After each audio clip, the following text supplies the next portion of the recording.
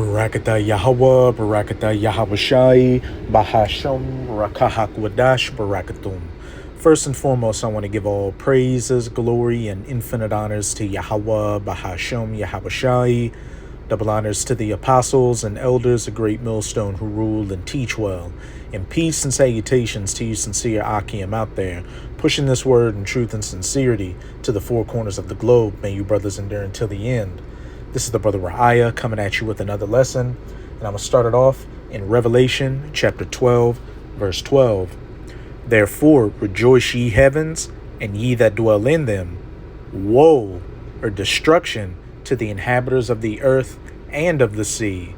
For the devil is come down unto you, having great wrath, because he knoweth that he hath but a short time. And that devil, or that deceiver, is speaking of Esau Edom, the so-called white man, specifically their elites, the Rothschilds, the Rockefellers, those that are truly in the know and understand that the scriptures and prophecy are true, and they see that their time is short because the nation of Israel is waking back up, calling upon the names Yahweh Yahweh Shai, Yahweh being the name of the Heavenly Father, and Yahweh Shai being the name of his Son. And then the prophets are out on the highways and byways preaching this word, as well as putting up video epistles like this online. And in the scriptures, whenever those things took place, whatever kingdom was ruling at the time was going to come to an end. And the elites of the Edomites understand they're Edomites and know that when they're taken out of power this last time, that's it. They're going into hardcore bondage and slavery along with the rest of their nation.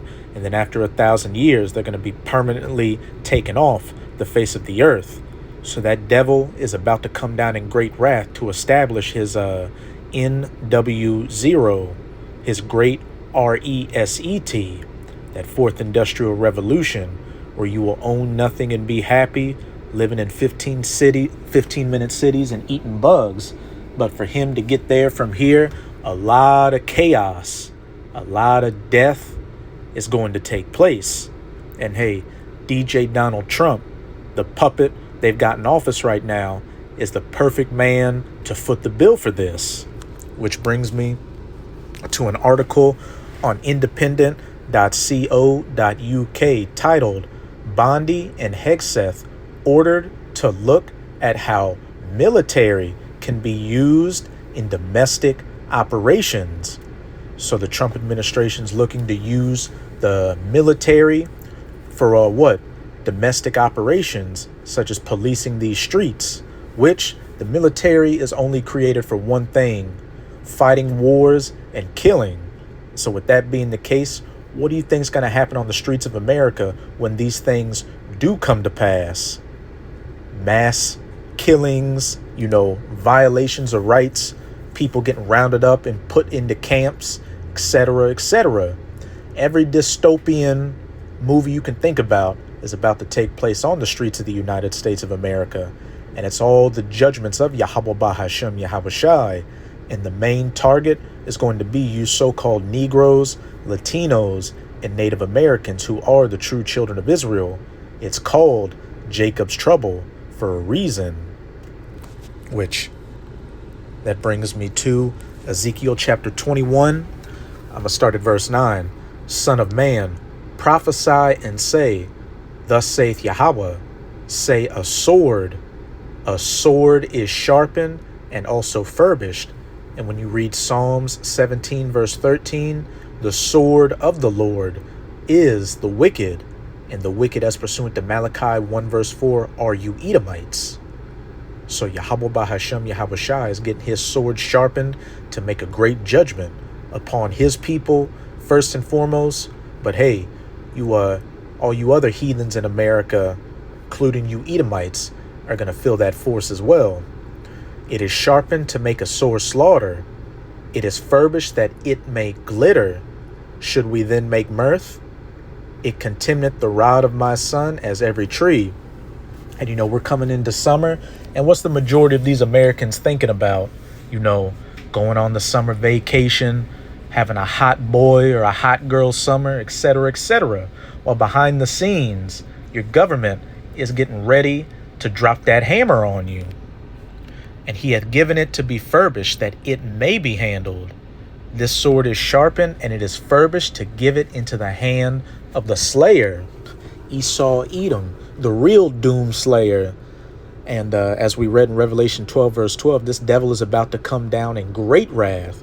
So this sword is going to be swung in great wrath. Cry and howl, son of man, for it shall be upon my people, children of Israel. It shall be upon all the princes of Israel. Terrors by reason of the sword shall be upon my people. Smite therefore upon the thigh. And these orders and legislation that Trump's getting ready to put into place, hey, it's mainly for you Israelites. Trump's latest order could violate 1878 law designed to keep armed forces out of law enforcement concerns. And George W. Bush put it best. The Constitution is just a piece of paper. The powers that be don't give a damn about the Constitution anymore. And back in 2024, I believe it was Congress that pretty much voted your rights away and gave all jurisdiction and power to, the UN, the WHO, all these different organizations. So technically, that's the laws we're under right now. And a lot of Americans don't know that, but by the time they do figure it out, it's going to be too late. And that's when those boots are going to hit the street, and the butts of those guns are going to be hitting people square in their jaws. Donald Trump has ordered Attorney General Pam Bondi and Defense Secretary Pete Hegseth to look at how the United States military might be used to prevent crime. The executive order strengthening and unleashing, hey, that's a very strong word to use, unleashing America's law enforcement to pursue criminals and protect innocent civilians. And remember, just the other week, Donald Trump went down to El Salvador and was talking about sending American criminals to El Salvadorian prisons, which, going forward, what's going to constitute as a criminal? Is it breaking the laws, or is it going against, the dictates of the president, which is really the dictates of the elites?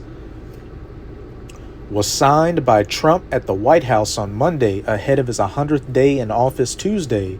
It instructs Bondi and Hegseth to determine how military and national security assets, training, non-lethal capabilities, and personnel can be used to support domestic law enforcement. The order also establishes a legal defense mechanism for law enforcement officers accused of misconduct and threatens a crackdown on officials who prevent law enforcement officers from carrying out their duties. And I believe it was Donald Trump that wants to get rid of body cams and wants to get rid of a lot of this red tape that these police have to go through, which is going to lead to what? More police brutality out here, especially towards you so-called Negroes, Latinos, and Native Americans, without any repercussions towards it. And while this article is talking about what the U.S. military and national security assets and domestic law enforcement, a lot of them are going to rebel as well, because you got a lot of these patriots out here in these different organizations that aren't on board with what Trump's pushing. So, hey, they're going to turn to different measures to get the job done. Foreign troops, which, Biden having those borders wide open during his administration didn't just allow Jorge and Juanita in here. Hey, a lot of those people that came across the border were foreign soldiers, UN trained or whatever, so that they could be used to police the streets of America. And then also, I was watching a video by the elder brother Malcolm of the Chicago camp earlier, talking about how skinheads and these other the NAZIs and these other unsavory groups, don't be surprised if they get deputized to patrol these streets and you already know how they're coming. And what's very spiritual about him saying that in that video is just this past weekend, down here in New Orleans on Decatur Street, you had something called FAFO night, or Fuck Around and Find Out night, where you had a bunch of neo-Nazis and skinheads downtown, just out openly showing, what they're about. They had it on the news. One guy who's a skinhead down here got fired from his job. So what? Hey, they're feeling more comfortable showing their colors out here. So it's about to be crazy on the streets of the United States of America. And, with the skinheads, that reminds me of RoboCop 3, which, I would recommend brothers check out the first 3 original RoboCops. The first one's the best. I think they're all pretty good. Some people will say, number 2 and 3 are shit. But when you look at it with a spiritual eye, those movies are pretty much talking about everything we're going through right now. Corporations buying up Detroit City, and they want to tear it down to build something called Omni City, which is a 15-minute city. You've got RoboCop and Ed 209, which goes into these robots patrolling the streets. And then in the third movie, OCP, which is the main corporation, they have a private military that's evicting people from their neighborhoods so that they can tear those neighborhoods down and build up the 15-minute cities. And the main neighborhoods they're going to is where you so-called Negroes, Latinos, and Native Americans are. And there's a scene in the movie where the regular police quit their job because the private military tells them, look, I need all your men to go move these people out of their homes. And the cops were like, we're not with that. Backing up what I just said, how you have a lot of people in the military and law enforcement that are going to quit the job and fight against the government because they're not with it. So what this private military did is they went to, pretty much, skinheads and hired them and gave them military equipment to go into the neighborhoods and fight the people, which I hope I don't get a copyright disclaimer, but this is a scene from the movie, and this is from Watch Me Work 202's YouTube channel, Splatterpunks and Rehabs, RoboCop 3. And the Rehabs were the name of the private military, and the Splatterpunks were pretty much the skinheads. Fair use copyright disclaimer. I do not own any of the footage in this clip, nor do I stand to gain from it monetarily. It's simply for educational... Nor do I stand to gain from it monetarily. It's simply for educational purposes. And I'm going to turn the volume down and just let the clip play. But these are the gangs getting armed by the private military, which is run by the corporation that owns the city, to go evict people. Hey, that sword is sharpened, that it may come upon my people. All teams, we have agreed. All teams, we have agreed. Hey, take it easy.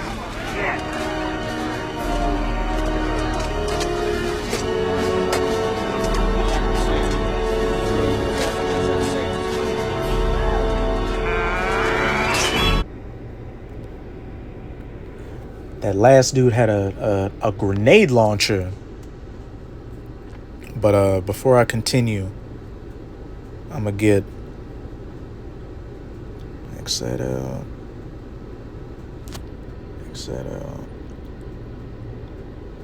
I'll get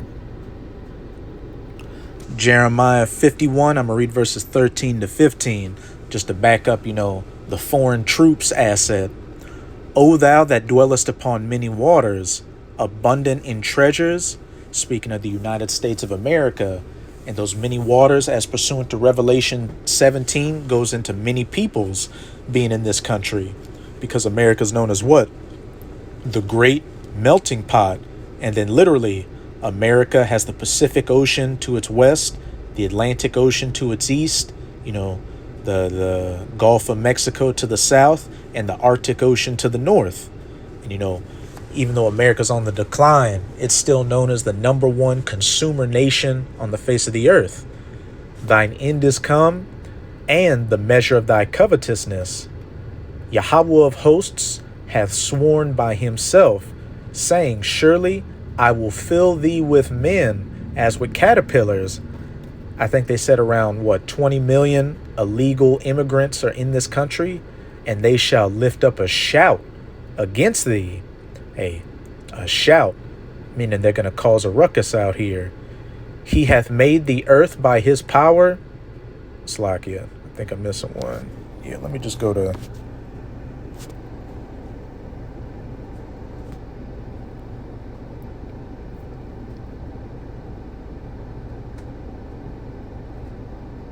Yeah.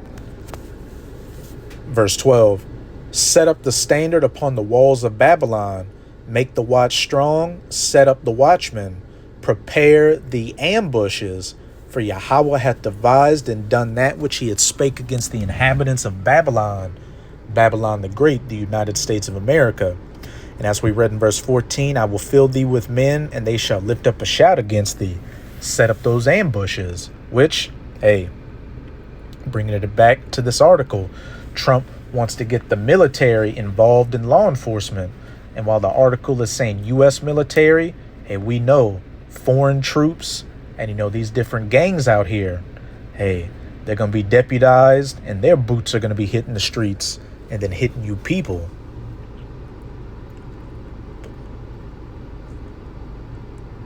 However, experts have already warned the latest order risks violating the Posse Comitatus Act of 1878, introduced to keep the armed forces out of police matters. Whoever, except in cases and under circumstances expressly authorized by the Constitution or Act of Congress, willfully uses any part of the Army or the Air Force as a posse comitatus or otherwise to execute the laws shall be fined under this title or imprisoned no more than 2 years or both, the act states. But hey, like old GW said, the Constitution is just a piece of paper. But that's it with this article. Hey, but as we can see, very hard times are coming to the United States of America very quickly.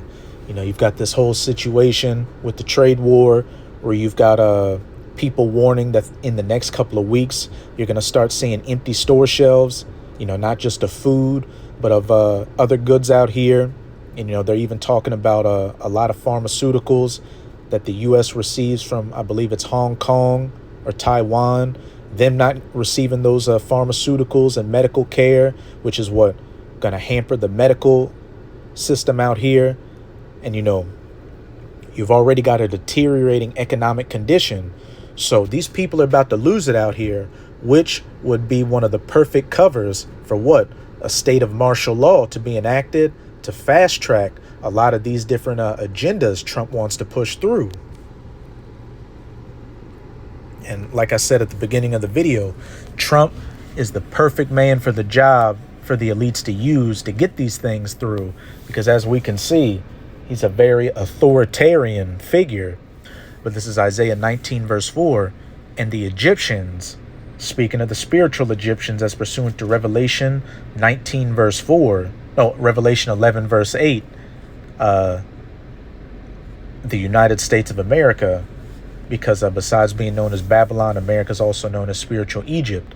And the Egyptians will I give over into the hand of a cruel Lord, and a fierce king shall rule over them, saith the Lord, Yahweh of hosts. And hey, a lot of people are lamenting that Trump is our president, and he could very well be that cruel Lord and that fierce king. And with the information we read in that article, hey, that looks like something a cruel, vicious tyrant would do. But hey, remember, everybody in America is going to feel this heat, but that main target is going to be you Israelites for your disobedience under your power, Yahweh Bahashem, Yahweh Shai. This is Luke chapter 19. I'm going to start at verse 41. And this is dealing with 70 AD. But everything written aforetime was written for our learning.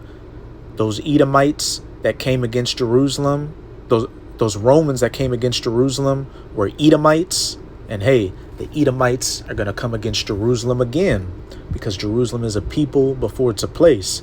And when you read about 70 AD, you had mass starvations and mass killings of men, women, and children. And when he was come near, he beheld the city and wept over it, saying, If thou hadst known, even thou, at least in this thy day, the things which belong unto thy peace. Hey, being obedient unto your power, Yahweh Bahashem Yahweh Shai. Back then, believing on Yahweh Shai as the Son of the Most High, and even today, believing on Yahweh Shai as the Son of the Most High, and what? Listening to the words of the prophets, telling you that you are the Israelites, these Edomites are your enemies, and that terrible times are coming, and that you need to be obedient to your power to be saved. But now they are hid from thine eyes. Salakia.